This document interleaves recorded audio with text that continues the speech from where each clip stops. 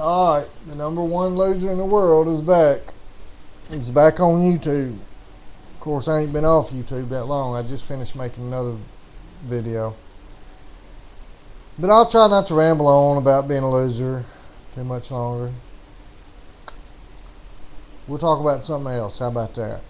How about the presidential election? Looks like Barack has wrapped it up for the Democratic nominee.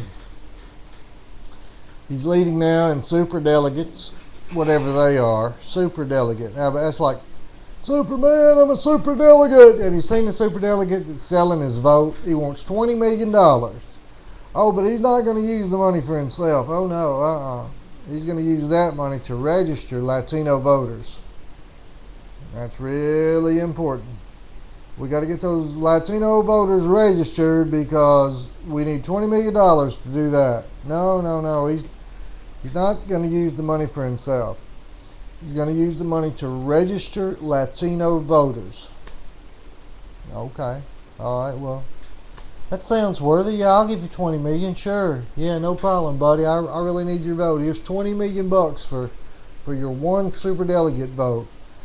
And I'm only going to give it to you because I know you're not going to use the money for yourself. You're going to use the money to register Latino voters. There you go, buddy.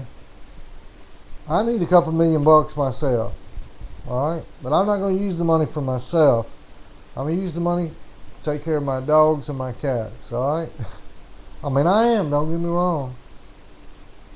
But you think anybody's going to send me a couple $1 million? No. That's not going to happen. Why would they send it to a loser, right? I told you I have accomplished something in my life, though. I got my car washed and cleaned once. That's an accomplishment, right? Right? I mean, I did graduate from basic training in the Army, but, you know, considering that about 500,000 people a year graduate from basic training, that's really not an accomplishment. I graduated from high school, but just by the skin of my teeth, and that was at Hernando High School. Did you ever see my school on the news on 60 Minutes? We was on 60 Minutes, my high school. We was on 60 Minutes because as late as the early 90s, they still had a black and a white. You know, like they had a black class president and a white class president. And then they'd have like Mr. Hernando High School white, Mr. Hernando High School black. Supposedly to give everybody equal representation, but when Mike Wallace got hold of that, not Mike Wallace, but the other guy, he's not on there no more. I think he's passed. What was his name? I can't remember, but anyway, when he got hold of that story, he ran with it. He went down to Hernando High and he put a media job on them folk, made them all resign. Yeah, but they didn't mean nothing by it. They wasn't trying to be racially prejudiced. I mean, I knew them. They were just trying to give everybody equal representation. But I guess you can't do that. I guess. I don't know. It's so complicated. The whole world is. Everything's either PC or not PC or whatever. Whatever. You know, it's just like us. I mean, we want democracy in the world, right?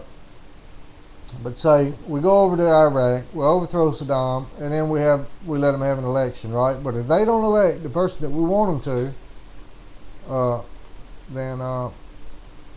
then we get all steamed up. Let's have another election. Let's have another election. Democracy only if it suits what we want, right? And I know everybody thinks I'm un-American saying all this, but you know, I mean, I did my time in the military. I served my time. I protected my country. But it was a good thing they didn't have YouTube and webcams back then, because I'd have been up in the barracks, out in the field, making YouTube videos, just like I do at my job now. Yep. I just sit around, I'd make YouTube videos all day long. That's all I'd do. Make YouTube videos. I don't know. Y'all know I'm from Vicksburg, Mississippi. That's my hometown. That's where I grew up. I went to Vicksburg, Mississippi. Yep, I lived there from the time I was 6 till I was 16 before I moved up to this area. Land of Elvis. North Mississippi, Memphis, whatnot. North Memphis, South Memphis, Midtown, Bartlett, Craigmont High. I didn't go there, but I know somebody that did. I'll tell you where I went. I started out at Warren Central High School in Vicksburg, Mississippi, about 1979, 1980. Then I went to South Haven High School in the 80. No, that was 79, 80. Yeah, same year. 2 different semesters. First semester Warren Central, second semester South Haven High. My sophomore year I went to Memphis Prep, Memphis Preparatory School. Now it wasn't as all hyped up as it sounds. It was in Whitehaven, so it couldn't have been that classy, right? And it was really more of a what they call a white flight academy. But I got a scholarship there. I didn't pay no money to go to school there. But anyway, then my junior and senior year I went to, well, actually, yeah, I went to Hernando High. And for a small period in my sophomore year now, first week of my sophomore year, I was going to try to go to Rolling Fork High down in the Delta, Mississippi. Down in the Delta of Mississippi, Rolling Fork, Mississippi, Rolling Fork High. But I couldn't handle it down there. It wasn't nothing but cotton fields as far as the eye could see. And by that time I fancied myself a big city boy. I couldn't live down there in the cotton fields. A place called Bowles Trailer Park on the outside of town. That's where I was going to live, Bowles Trailer Park. I stayed in there about a week. I was like, woo, doggy. I was like, I got to get out of here. So I left. I come back to Memphis. I tried to emulate Elvis, come up from Mississippi and make it big, you know. But I never did. I never did do it like Elvis. I mean, Elvis come up from Tupelo. He wasn't nothing but an old country boy. Everybody always downgrades him and talks bad about him, but, you know, when the fact is that nobody had ever done what Elvis did before. He didn't have any role model to go by. Nobody had ever been an international superstar. He was the first one. The Beatles come after him. He didn't really, I mean, nobody had really been, I mean, even back in the day, Rudy Valentino, I mean, he wasn't mobbed every time he went out the house like Elvis was. I mean, Elvis had stalkers. He had the whole gamut. You can't blame him for, you know, having a few problems here and there. I mean, he was a good fella, Elvis. I mean, how many celebrities you know right now? I mean, sure, there's plenty of celebrities that they'll go out there and get their name in the paper by, you know, going down to Katrina and spending all the money trying to rebuild New Orleans or whatnot, or like Oprah does on her show, get everybody on there, you know, and give them all a car, you know, do everything they do or whatnot. But they don't, for the most part, to begin with, mostly rich people only help other rich people or pretty people. But you just take the average run-of-the-mill Joe. People don't care about somebody like that. People ain't gonna do nothing to change their life. You know, celebrities and whatnot, rich people. You know, me, I've been poor all my life. Poor Mississippi white trash is what people label me. And they ain't off, not one single bit.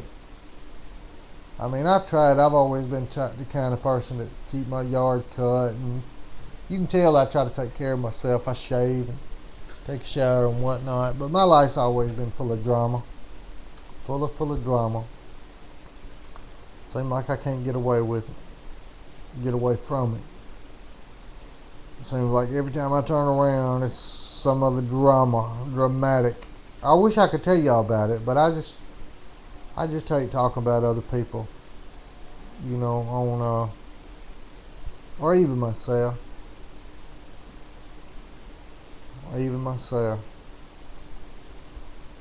Y'all know I'm a recovering alcoholic. I will tell y'all about that. I'll share that with you. I'm a recovering alcoholic. I mean, I don't go to AA or nothing because I'm afraid of getting addicted to AA meetings. But I don't drink. I try to practice the principles laid down in the AA Big Book in my daily